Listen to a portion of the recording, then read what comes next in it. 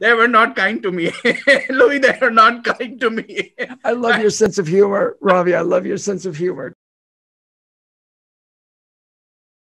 Ravi, I've got to tell you, I've been having a great time talking with you off air, and I'm honored to have you on air. If you would please introduce yourself and tell us about yourself. Sure. Thank you, Louis. Thank you for having me on your show. What a privilege and honor. I am Ravi Kathuria.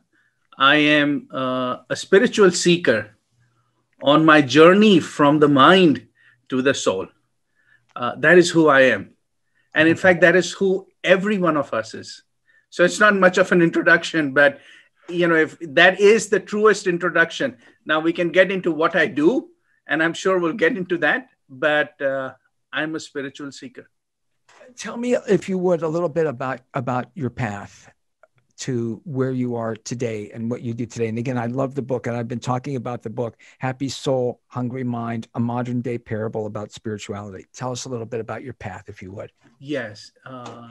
Thank you, Louis. Thank you for your feedback on the book. And I love to talk to you more about it. Love to hear what you think about it. It's been an interesting path. I remember when I used to be 14, 15. Actually, 15 was when I first meditated.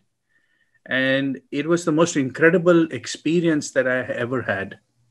My family, my father and mother were very spiritually inclined. My father followed a guru in India.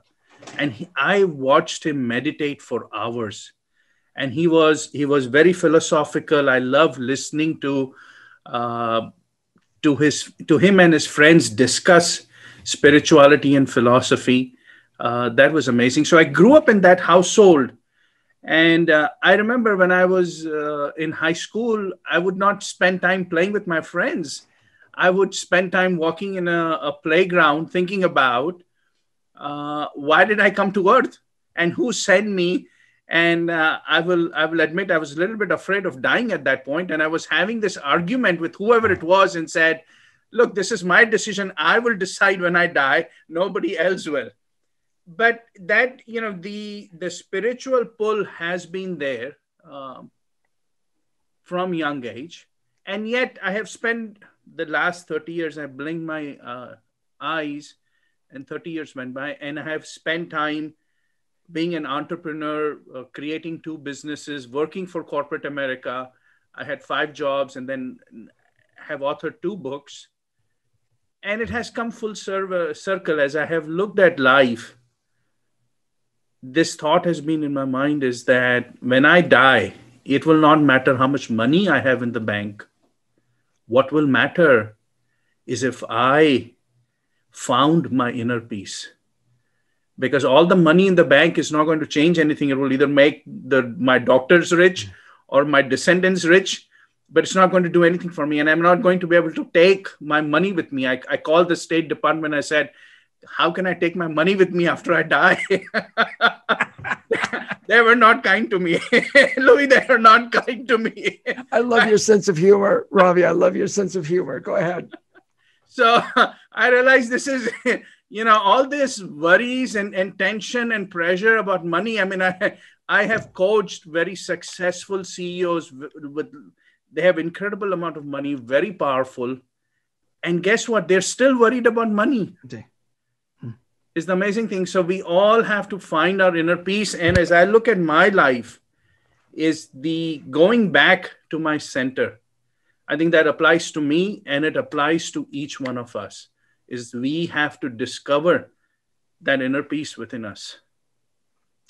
Your desire to want to share that with people. Yes. Tell me about that. Thank you, Louis. What a beautiful question. As I have thought about spirituality has never been away. I have spent years thinking about it. And initially, when I would listen to all these gurus and spiritual authors, they made spirituality so complex. And I wondered about that. I said, if this is fundamentally who we are, why is it so complex? Why did, call it whatever, God, Almighty, the universe, why did it make spirituality so complex, so difficult to understand? I mean, you look at these scriptures and they're yay thick, right? And even if you have 3 PhDs, to go through a scripture is, I mean, it's not for for the people who are not committed, right? I'm spiritually inclined, but every time I pick up a book that is, the subject is so heavy, and I wondered, why is it that way? And then I had a revelation. I suddenly realized spirituality is not complex. These gurus, these spiritual authors, these leaders had made it complex in their description. They have used such words, they've used such descriptions that has made it so complex. And the day I realized spirituality is stunningly simple, I knew That's I had to share that. The world needs to know that, because 99% of the population, or maybe 90%, whatever, a majority of us are not thinking about spirituality on a day-to-day basis when we should be. And when we realize, if we realize how simple it is, then we can incorporate it in our lives, and we can make our lives, the quality of our lives, so much higher. It is the most amazing thing that we can do for our lives, and it is there for us, and we're almost overlooking it. the simplicity of it. And that's one of the things that I love that you talk about and write about in your book, Happy Soul Hungry Mind. It's happysoulhungrymind.com, by the way, folks. happysoulhungrymind.com. I've got links up at louisfreeshow.com and wfmj.com. When you say that, again, getting to it without, I wonder why sometimes in some of the books on spirituality were so complex, and why I shouldn't say needlessly, but sometimes where people will give up, stop, whatever, because of the complexity. And Yes. we need that spirituality. We need that in our lives. I hate to say now more than ever, always, but I'm going to say now more than ever. Yes. We need it now more than ever, because of world events, but also because of our evolution. I find, and as I read more, I find that people are beginning to yearn for true spirituality. They are looking for that awakening. They are looking for the simple truths. And that really is, if you will, my purpose, because I woke up as I was writing this book, Happy Soul, Hungry Mind. I realized I was writing about things that I did not know existed in me. They were manifesting themselves. They were revealing themselves. These, what I call these spiritual truths. And I was baffled. I was amazed. And now it's like somebody walking on the beach and stumbling onto these gems, right? So you have these gems in your hand, and you say, I need to share this with the world. I need to go out and let the world benefit from it, because these spiritual truths truly, they have such a power. They have such a potential to change our lives. And we need to realize spirituality is simple. Talk with me more, if you would, Ravi, about them like unveiling themselves to you. Yes. That process, if you would. I talked about listening to spiritual gurus and leaders, and I would get turned off because of the complexity. So I wouldn't really listen to them much. And then I had my thoughts about spirituality, and I would capture these thoughts. And I knew at some point I would like to start writing a book. But it was when writing this book, and as I was, initially the book became overwhelming. And it was scary. I remember there was a night when I said, oh, wow, there is so much here. I don't know if I will be able to piece it together, if my brain can actually comprehend and, put my arms around it. It was almost as if I was looking at this tsunami wave, and it was ready to engulf me. And then I was overwhelmed, and I was maybe scared, and maybe doubtful. Is what have I taken on, right? I don't know if this happens to authors, but it happens to me, and I'm I'm willing to reveal it on a national radio station, right? So as an author, I would wake up one day and I would have self-doubt, right? And I would go, nobody's going to care about what I'm writing. What do I know? I don't know anything. And there is so much written on this subject. Who am I to think that I can add anything to this topic of spirituality, right? I mean, isn't that arrogance? Who am I, right? And so you have this self-doubt and you say, okay, this is so overwhelming, I cannot make sense of it. And then you wake up the next morning and something has sorted out. And then you see the light and you go, oh my God, this is so powerful. This is what the world needs, right? Until the next day when you go, oh my God, I cannot write a sentence. So you go through this roller coaster and it's unnerving, right?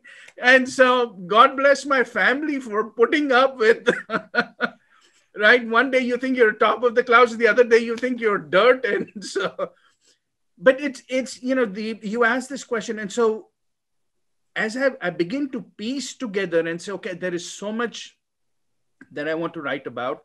It's not coming together. It's not fitting together. This is going to eat me alive.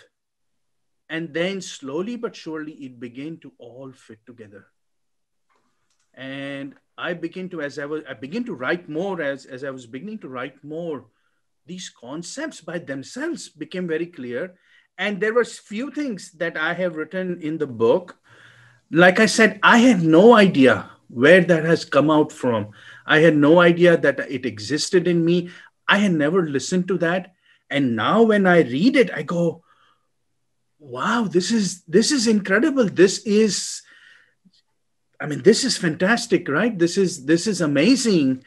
And now that I think about it, it has to be universal knowledge, which is manifesting, that we are tapping into, and it's just showing through it. It flows through. So these spiritual truths have left me amazed. I hope that people, when they read the book, because the fact is these are so simple, and yet they are so stunning. If you think about it, they are just incredible. When again, Amazing. it's that simplicity you write about spirituality being simple and available to everyone. For some reason, there's certain, and I don't want a terrible expression. I don't want to get Louie on you, but I'm going to say there are some organizations that benefit economically, I believe, yes, by making it more complex. Yes. That you've got to come to only through us, or only through me, or only through yes, this organization, yes, or membership yes, in this organization. Yes. Can you find God, if you will? Yes. Or tap yes, your soul, or yes, be spiritual and be happy. Yes. You make it accessible for everybody. Yes. Yes, Louis, that's a great point. And I will, I hope I do not offend anybody, but I will go there, right? I will go there.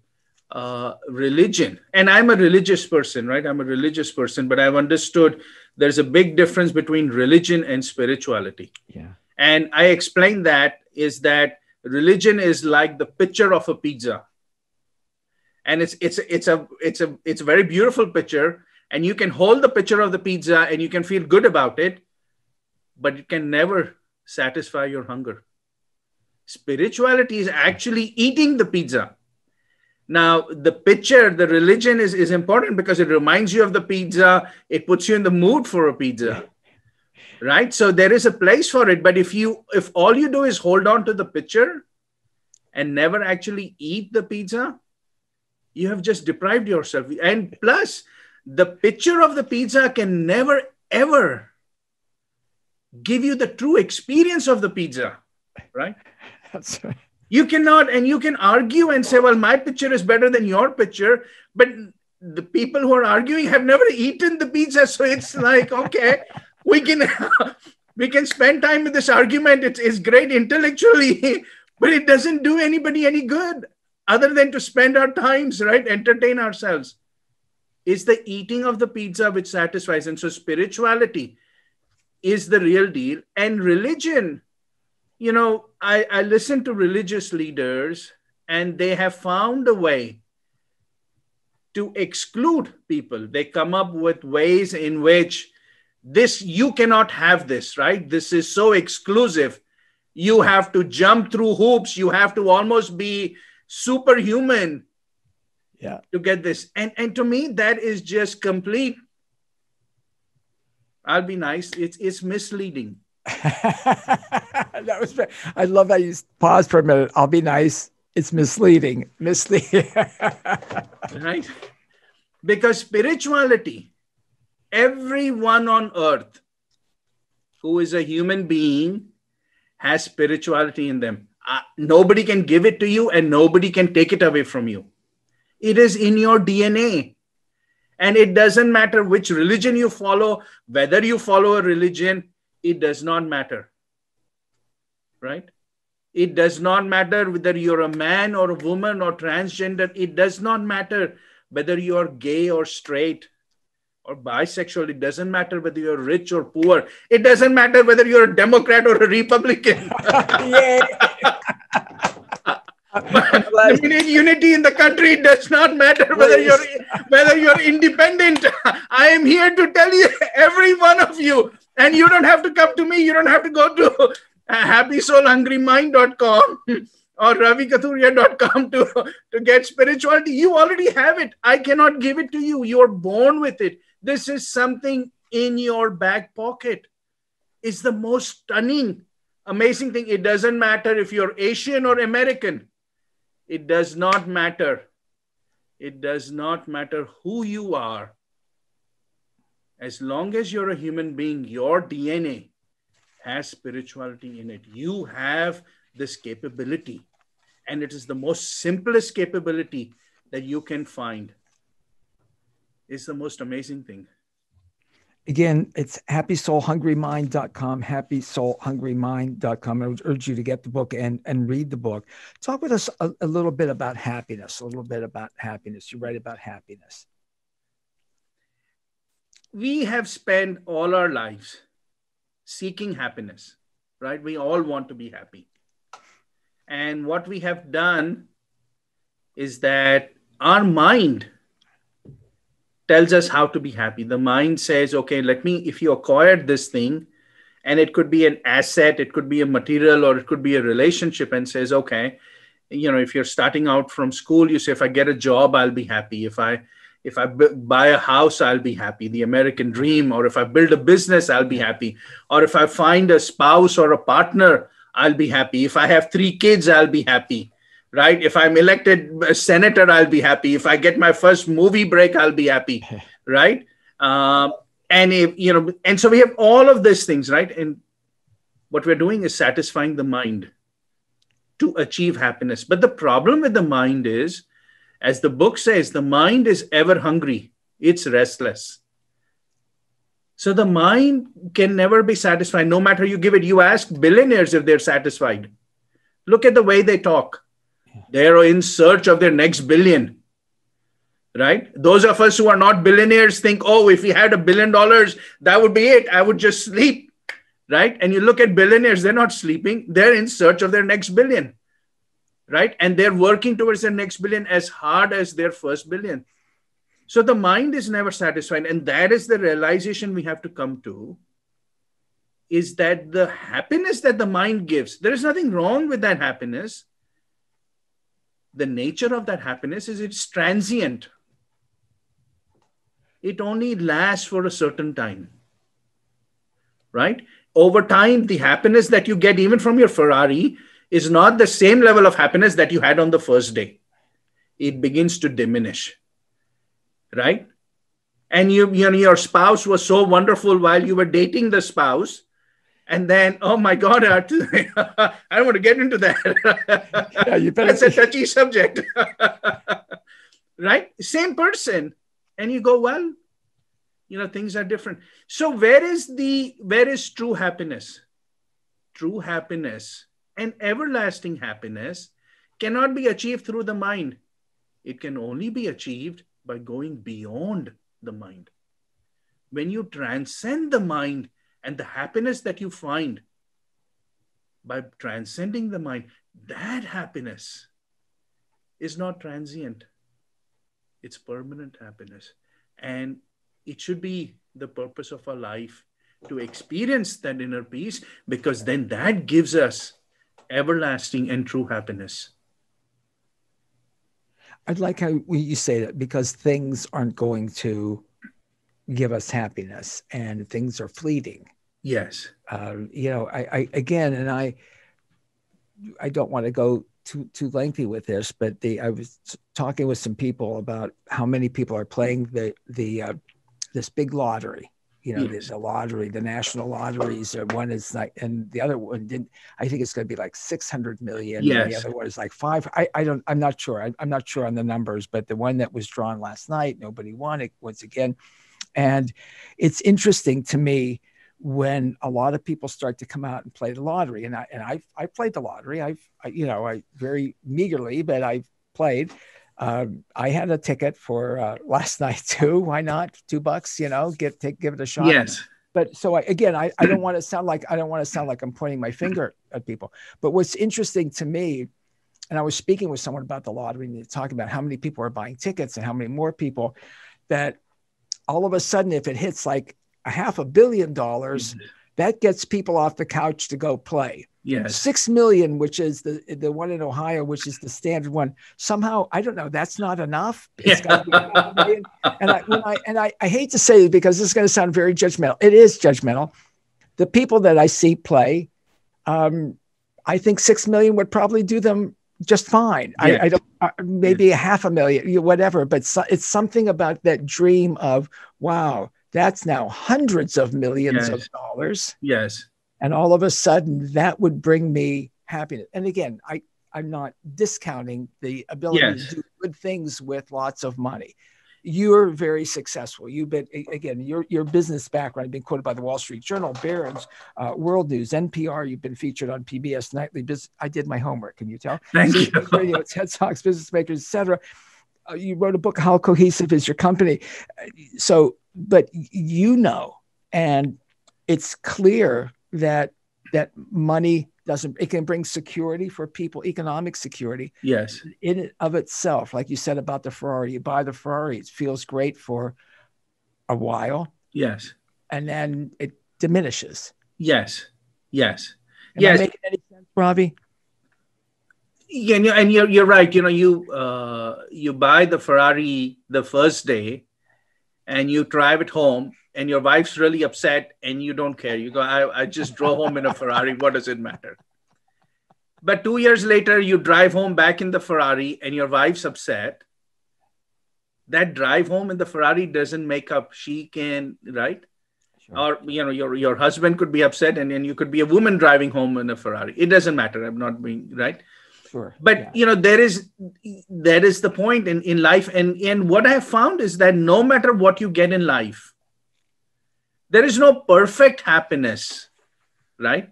Until you go beyond the mind. So you could say, I could win $600 million in the jackpot first, then you get the sticker shock and you find that Uncle Sam is going to get 200 out of that. And you go, wow, it was advertised as 600. Now I'm only going to get 370 something. All right. And then you walk home and suddenly you realize all your relationships have changed overnight. Your immediate relationships with your spouse, partner, your kids, your parents, your siblings, your extended family, your friends. You go, and I am still the same. And yet that 370 million will completely disrupt all your relationships. And, there is a high involved with winning $300 million or $6 million or $500,000 based on how much money you have, right? And based on what aspirations you have. It is a step change in your financial situation.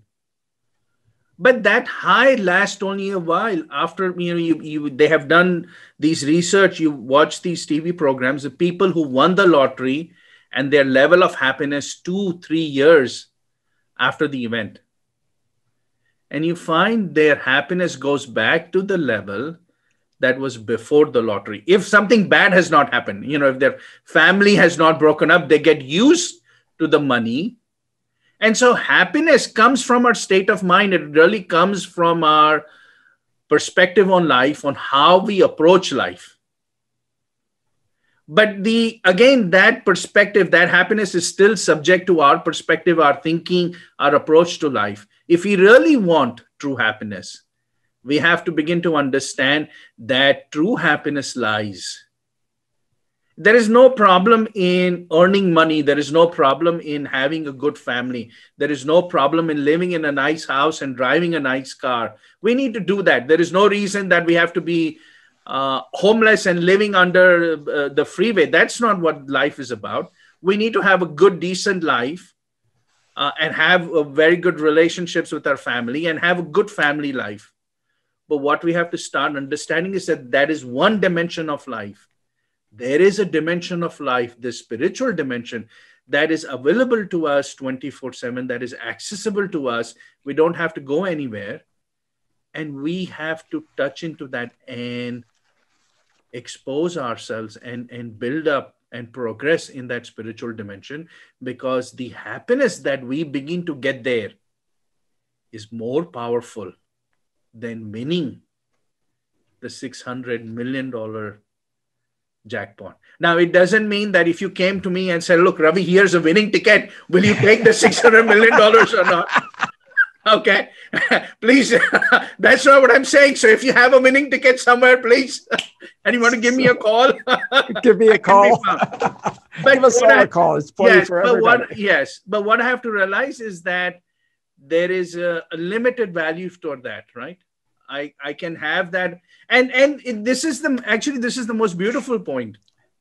If you have inner peace, if you have connected with that inner peace that is there within you, you will enjoy that 600 million in a way that is far superior than if you did not have that inner peace.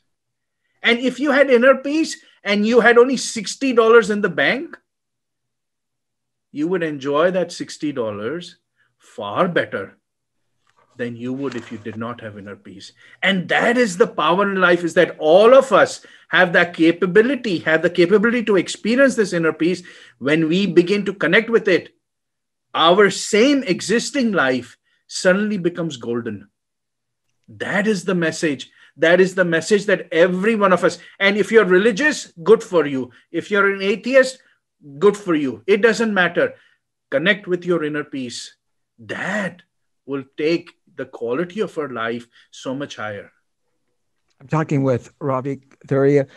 His book, Happy Soul, Hungry Mind, a modern day parable about spirituality. And again, if you go to Ravi's website for more information, Happy Soul, Hungry Mind, get the book, read the book. It's beautifully written.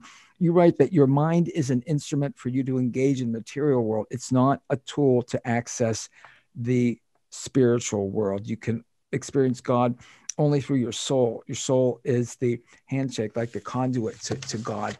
Talk a little bit more about accessing that through your soul, if you would. Yes. Wow. Thank you, Louie. Thank you for picking that paragraph from the beautiful book. Yeah. Yes. How beautiful is that? We, from our birth, we have used our mind to engage with the material world. In fact, those of us who are religious have used our mind to access God. But the mind is not the tool. It is not the vehicle. It is not the medium to access God. Why? God is an infinite phenomenon. The mind can only deal with finite things. The mind, when it tries to deal with infinite, it gets overwhelmed, right? The mind is not the tool. So that is why I have a problem with religious leaders when they are preaching to your mind, because your mind can never experience God. It's like we talked about the pizza. If I give you a picture of a pizza, you can never taste it unless I come home, deliver the pizza, and you taste it with your tongue. You have to have the sense of taste, right? Your eyes, no matter how long they stare at the pizza, can never taste the pizza. Nothing wrong with your eyes. They're perfectly fine, 20/20 vision, but they cannot taste the pizza. Only your tongue can.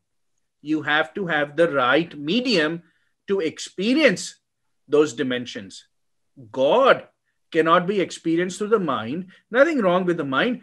The mind is not designed for the God experience. So how do you experience God, right? Because the mind will tell you, let me go to this religious place, let me go to this pilgrimage site, let me go to the skies or go to the clouds, or let me go to the end of the universe. You're not going to find God, because you're only chasing the God concept that your mind has, which is a finite concept, right? So we see God in the image of man. We see this trivialized version of God.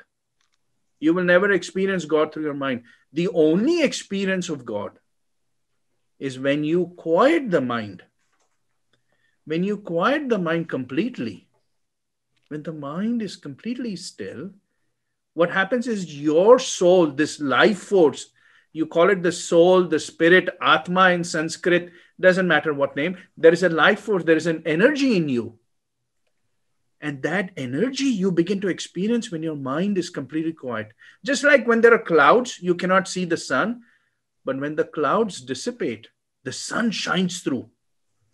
When your mind becomes completely quiet, your soul becomes self evident. It shines through. The experience of your own soul, the experience of your own life energy is spirituality.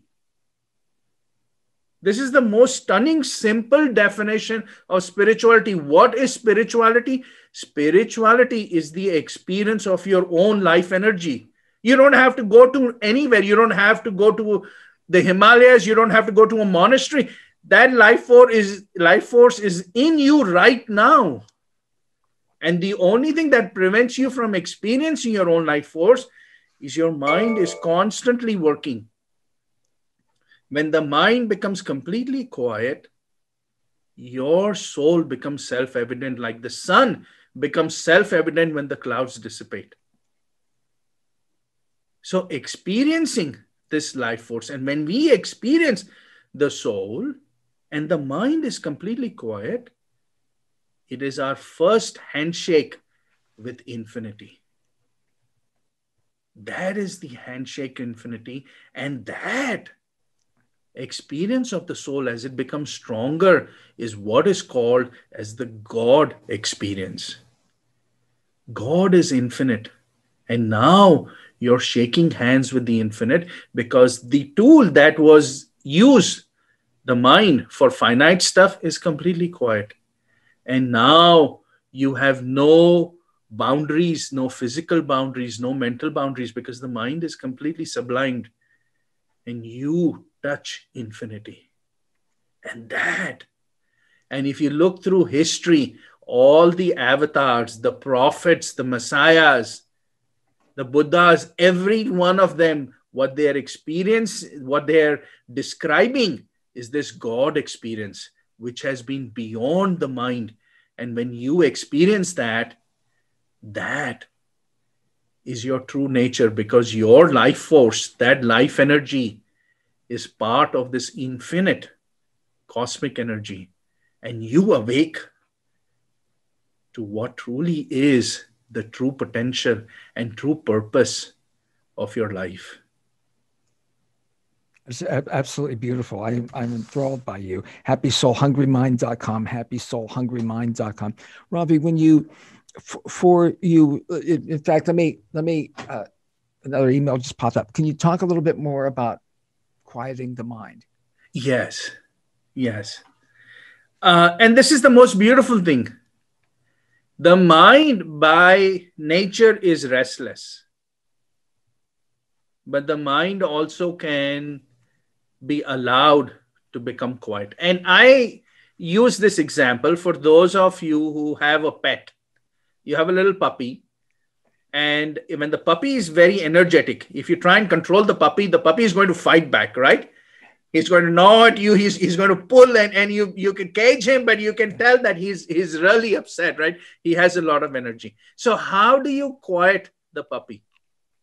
What you do is you take him in the backyard, or you take him to a park, and you let him run. And you say, run as much as you want. And the puppy goes, does whatever he needs to do, and he runs and runs and runs and runs. And then he comes and sits at your feet. And then you can push him away. You say, go, puppy, go now. And he's not going to go. He'll just sit at your feet and put your head down, put his head down. The mind is the same thing. The mind likes to run, right? And what you say to the mind is, okay, if you want to run, run. But then ultimately the mind will calm down and learn to become quiet. And that's what you begin to enforce. So I have a meditation technique. I have a video on simple, powerful meditation that is on YouTube, also on my website. And you can watch that. It's the simplest meditation on that you can find. Right. And a lot of people tell me meditation is difficult for me. I find it boring. And this meditation is as simple as it can get, because all it is to just sit down, close your eyes, and let the thoughts flow. And you don't do anything. Your job is to observe. If you can observe the thoughts, great. If you get caught up in the thoughts, that's okay too. You don't feel guilty. You have no expectations. You just let the mind do whatever. And then over time, if you do this regularly, day after day, if you just sit down and relax, you will begin to notice fleeting moments of quietude, silence. So you have a lot of thoughts, and suddenly you will experience a little bit of silence. And you watch that, you observe that, and it will go away. And in the beginning, they will not come, right? They will come very infrequently. But as you do this for weeks and months, even years, these moments of silence, these glimpses of silence will become more frequent. And then when you sit for meditation, you haven't done anything. You will experience more silence than thoughts. The mind is learning to become quiet. And you will be on the path to experiencing your own life force. In my book, Happy Soul, Hungry Mind, I share the spiritual path, which is to transforming your thoughts, maturing your perspectives, quieting your mind, and it's a spiral. And it keeps going, right? It keeps going until you experience your soul. So there are external things that you can do. Maybe it still becomes too long an answer. But as far as actually quieting the mind, please meditate. And please meditate using this simple basic method that I have shared. And over time, you will begin to experience your inner peace, and it will get stronger in you. It is the most fascinating aspect of your life. So I will share with you the simplest and grandest spiritual statement. And I hope your listeners, Louis, really pay attention to this, because, and thank you for your journey in today's call here until now. So let me share with you this statement, which is the ultimate purpose of life. And that is, quiet your mind to experience your own soul. That is it. That is the essence of life. It cannot get any simpler than that. It cannot get any grander than that. And I'll repeat it. Quiet your mind to experience your soul. It's beautiful. I have so enjoyed this. Can you take just a minute and talk about your website? Again, Yes. Hungry Soul, Hungry Mind, if you will. Yes. So please, I'd love for you to visit happysoulhungrymind.com. Give me your feedback. The website is a content-driven website. So we have pages about religion. We have pages about God, meditation, peace, stress and anxiety. There is a lot of content there. And you can also follow me on social media, Facebook, LinkedIn, Twitter, Instagram. But the website, with all credit to these social media platforms, the website is the most effective, because all the content is arranged, is organized. So if you're looking for meditation, you can easily find my videos on meditation or my articles. I have some provocative articles about God and religion. Please be nice to me. You're a very nice guy. Again, I would urge people to go to the site, happysoulhungrymind.com. I really enjoyed this, and I would love to continue the conversation with you down the road if you're up for it. By the way, you had mentioned the wall, my wall, and here's my empty bag. I put a big empty bag of turmeric powder Oh, of wow. that Indo-Pac store that I told you. This was my 28-ounce Yes. a bag. I thought I've got to have something up there from Indo-Pac, and I did all my turmeric. But again, what I love the way about you, and you make it so accessible, and you make it accessible for everybody, and I love that about you, Ravi. You really do, and you got such a wonderful way about you, such a wonderful personality. Thank you, Louis. And Louis is absolutely right. I love you, Louis, for underscoring this point. Thank you for reminding me and for reminding all your listeners. This point that Louis is making, we have talked about quiet your mind to experience your soul. Nowhere does it say you have to be a person of certain faith. It did not say you have to be a person of certain gender. It did not say you have to be a certain age. It did not say anything. It did not say what geography you live in. It did not say anything. All it said was quiet your mind to experience your soul. You can do that. You may be a convicted felon inside a prison.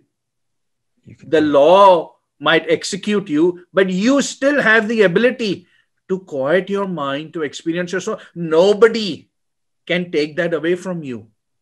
As long as you're a human being, you have that capability. That is, it doesn't matter what your education level is, doesn't matter what your status is. Every person on earth, right? We have spent our lives and ages, humanity has used religion to fight with each other and kill each other, right? And to divide us. Spirituality is the greatest unifying force that is there because it's there in all of us. Every one of us has the ability to quiet our mind to experience the soul. We do not need anybody else's permission. It doesn't matter what others judge us or not.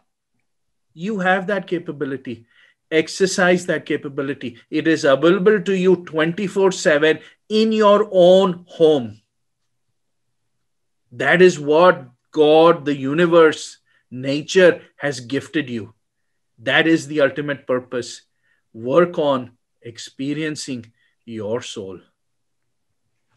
Absolutely beautiful. I would urge people, go to the website, folks. It's so wonderful. happysoulhungrymind.com, happysoulhungrymind.com. Read the book. Go to the website and learn more about Ravi Kathuria. You're wonderful. Let's do this again, Ravi. Honestly. I would love to. Louis, you're fantastic. I appreciate your energy, sir. Thank you. It makes me feel so good. So thank you. What a privilege. Thank you, right sir. Back at you. Your energy is wonderful. I love the conversation off air, and we were talking a little bit before. I love your energy. This is our first time together. We'll do it again soon, please, Ravi. I would like that. Thank you.